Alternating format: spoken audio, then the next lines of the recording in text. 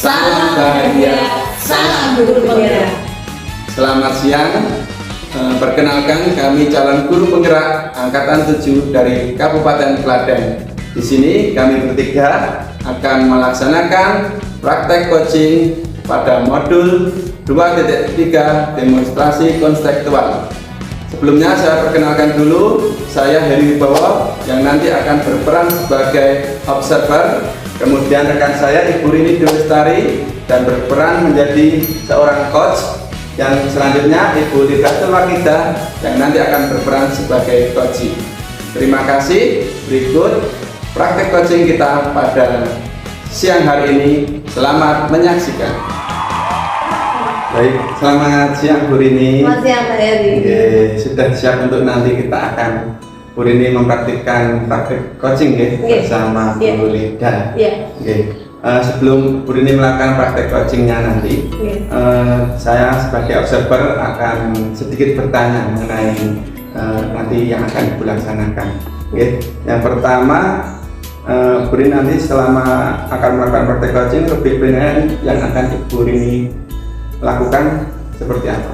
Oke, tentunya karena ini praktek coaching dengan alur tirta, jadi nanti saya akan melakukan jadi alur tirtanya itu kelihatan gitu Pak. Jadi TIRTA-nya itu kelihatan dalam praktek coaching saya nanti. Oke, gitu. Begitu nih. Kemudian dari setelah pelaksanaan alur tirta itu di dalamnya mungkin Bu Rini ingin mengembangkan kompetensi coaching yang apa? Sebenarnya pengennya tiga-tiganya Pak, karena pengennya tiga-tiganya itu terkembangkan begitu ya. Jadi kayak hadir penuh, mendengar aktif, juga mengajukan pertanyaan berbobot, itu pengen tiga-tiganya itu bisa muncul begitu. Oke, kalau mungkin bagian yang lebih spesifik mengenai kompetensi coachingnya yang akan Ibu Rini laksanakan, yang ingin saya observasi mungkin. Yang spesifiknya bagian apa mungkin? Mungkin saya bisa stretchingnya di kehadiran penuh gitu ya Pak. Bisa gitu. Untuk indikatornya nanti bagaimana Ibu Rini itu sudah melaksanakan kehadiran penuh seperti apa? Untuk kehadiran penuh berarti saya hadir penuh atas apa yang dirasakan coach saya, untuk emosinya, untuk jadi merasakan apa yang coach rasakan gitu Pak. Jadi akhirnya saya bisa mengajukan pertanyaan-pertanyaan yang sebenarnya berkesinambungan ya Pak. Cuman yang pengen saya tekankan, spesifikkan adalah kehadiran penuh itu. Oke, gitu, baik. Selamat melakukan praktek coaching. Semoga sukses. Terima kasih. Silakan Bu Rini. Terima kasih Pak Heri. Selamat siang Bu Lida. Selamat siang Bu Riki. Gimana kabarnya Bu Lida? Alhamdulillah sehat, agak pusing, agak banyak masalah hidup. Waduh, pusing banyak masalah nih. Mungkin kenapa Bu kok pusing banyak?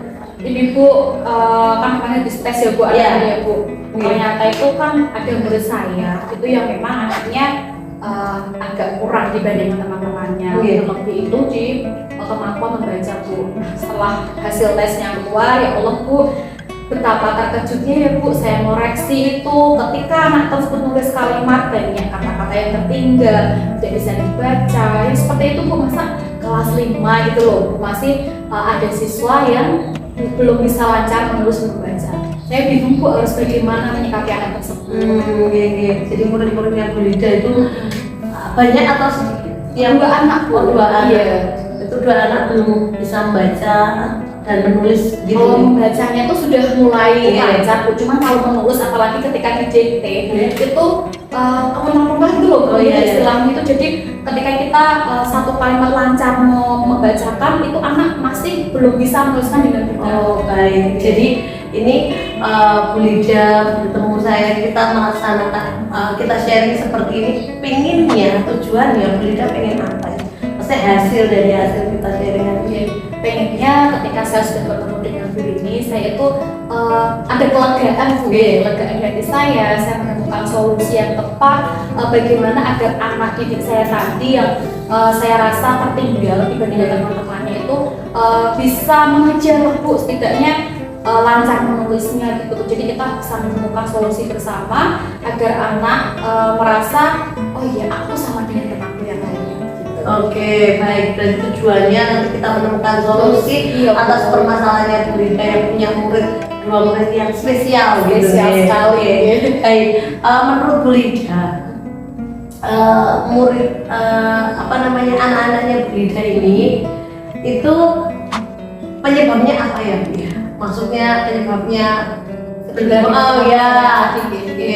penyebab yang paling fatal mungkin bagi saya karena memang kemarin kita hampir 3 tahun ya, 3 tahun kita tidak masuk sekolah. Kemudian saya pun juga guru baru Bu di sekolah saya ini. Saya guru baru 3 tahun tidak megang anak tersebut nih, saya tidak tahu latar belakang anak tersebut gimana. Jadi ketika saya mengajar anak tersebut terkaget juga Bu, kok begini gitu kan. Terus selain itu mungkin juga dari orang tuanya Bu, ini dia punya adik kecil yang baru usianya 2 tahunan gitu. Jadi orang tuanya sibuk ngurus adiknya sehingga mungkin orang tua merasa kakaknya sudah gede, sudah bisa ngurus dirinya sendiri gitu. Jadi orang tuanya kurang perhatian ke kakaknya tadi sehingga seperti misalkan ada PR atau ada tugas apapun ya itu tadi Bu, karena dia belum lancar menulis jadi dia malas sekali, hampir semua PR nggak dikerjakan, terus alasannya itu nggak ada yang bantuin dan sebagainya gitu Bu. Oh, sampai seperti itu ya. Jadi kalau di rentan gitu ya, dari rentan 1 sampai 10 menurutnya Bu Lida itu kira-kira dianggap berapa gitu? 2 anak ini ya, kalau karena dia sudah bisa membaca, hanya menulis saja yang belum lancar itu saya memberadakan anak ini di posisi skala 7. Dari 7 ya, berarti lumayan lah ya. Sudah pengennya Bu Lida, murid-muridnya Bu Lida itu di skalanya berapa, gitu. gitu. Kalau saya ini kan karena anak ini sudah kelas 5, bentar lagi sudah kelas 6. Saya pengennya di skala yang maksimal, di skala 10. Jadi nanti ketika anak sudah kelas 6, apalagi nanti SMP ya Bu, pasti kan anak biar juga percaya Bu. Karena apa, ketika dia tidak lancar membaca dan menulis tadi itu dia ada hilang kepercayaan Bu gitu. Jadi pengennya saya anak ini bisa maksimal di skala 10. Oke, betul sekali ya, luar biasa. Keinginan dari Bu Lida. Berarti Bu Lida punya keinginan anaknya Bu Lida itu, murid-muridnya Bu Lida itu di skala 10. Nah, kalau boleh saya boleh saya tahu untuk apa yang bisa Bu Lida lakukan? Maksudnya untuk kekuatan saya kekuatannya Bu Lida itu apa? Kalau saya pribadi, saya itu punya kekuatan, terus yakin dulu saya yakin bahwa anak ini bisa. Karena apa tadi? Di latar belakangnya yang kurang perhatian dari orang tua. Saya punya keyakinan ketika saya memberikan perhatian ke anak tersebut, memberikan jam tambahan, seperti itu pasti akan ada perubahan yang signifikan terhadap anak tadi Bu. Jadi selain kerja sama dengan orang tua juga karena tidak sepenuhnya dong kita di sekolah mau perhatian terus, orang tua juga akan kita rangkul Bu biar anak tersebut di rumah juga didampingi oleh orang tuanya bahwasanya memang anak ini butuh pendampingan khusus karena sudah kelas 5 itu tadi. Baik. Untuk untuk kan Bu Lida punya kekuatan. Nah, Bu Lida akan mencurahkan kekuatannya Bu Lida untuk anak-anaknya Bu Lida. Ada hambatan nggak? Hambatannya ya Bu, karena dia sudah kelas 5 dia itu ada rasa malu, sangat malu gitu Bu. Ini hambatannya saya harus menghilangkan dulu, mengurangi rasa malunya ketika nanti teman-temannya sudah pulang, dia harus tinggal di sekolah dulu untuk saya berikan jam tambahan, itu dia merasa kalau koncoku sudah balik seperti itu. Nah itu hambatan saya Bu. Terus yang kedua, karena tadi orang tuanya punya adik kecil, nah itu juga hambatan terbesar buat saya Bu, karena nanti kalau saya sudah kerja keras di sekolah, ternyata di rumah tidak ada kerja sama orang tua, percuma juga ya Bu, kita nggak akan bisa kerja nanti betul. Nah, untuk menanggulangi hambatan tersebut yang bisa Bu Lida lakukan begitu.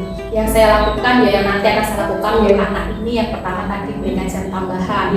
Jam tambahan ini tidak hanya saya Bu, saya akan bergantian dengan teman-teman yang lain juga. Kemudian saya kemarin sudah ke rumah orang tuanya Bu, melihat kondisi orang tua itu seperti apa kok sampai anak ini tidak tidak maksimal di sekolah gitu. Kemudian nanti rencananya saya akan mendatangi ke rumahnya home visit gitu Bu. Jadi biar kita selain mendampingi anak di sekolah, saya juga akan melakukan pendampingan ke orang tua. Jadi kita benar-benar kerjasama meyakinkan orang tua bahwa kita bisa merubah anak ini menjadi lebih baik dibandingkan teman-teman yang lainnya untuk persamaan kelas 6 pastinya. Oke, berarti yang boleh saya garis bawahi, yang pertama jam tambahan ya, yang kedua home visit begitu. Nah itu nanti teknisnya seperti apa Bu? Maksudnya langkah-langkahnya kan pas Bu Linda punya strategi strateginya seperti apa? Untuk dua tadi dua kegiatan yang akan saya lakukan. Untuk jam tambahan saya memberikan dua pilihan Bu. Kata anak kan malu ya Bu.